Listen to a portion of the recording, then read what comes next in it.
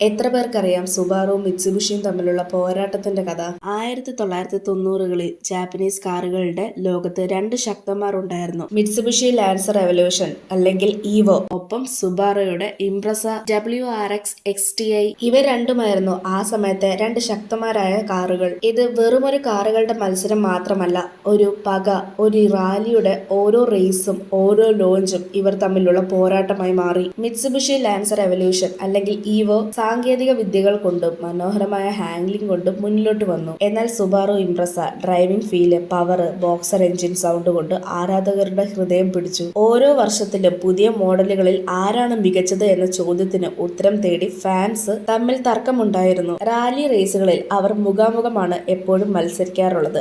മാഗസീൻസിൽ review ചെയ്യുമ്പോഴും മത്സരങ്ങൾ, street ലെവലിൽ പോലും ഇവർ തമ്മിലുള്ള അൺഒഫീഷ്യൽ റേസിംഗുകളും വെച്ചിട്ടുണ്ട്. അവസാനമായി മിത്സുബിഷി 2015 ഈവോ നിർത്തി. പക്ഷേ സുബാറുയുടെ ഇംപ്രസ WRX STI ഇന്നും ചില മാർക്കറ്റുകളിൽ നിലനിൽക്കുന്നു. ഇനി നിങ്ങൾക്ക് മിത്സുബിഷി കാറുകളാണോ ഇഷ്ടം അതോ സുബാറു കാറുകളാണോ ഇഷ്ടമെന്ന് കമന്റ് ചെയ്യും. ഇതുപോലെയുള്ള കൂടുതൽ വീഡിയോസിനായി ചാനൽ സബ്സ്ക്രൈബ് ചെയ്യാനും ഇൻസ്റ്റഗ്രാമിൽ ഫോളോ ചെയ്യാനും മറക്കല്ല്.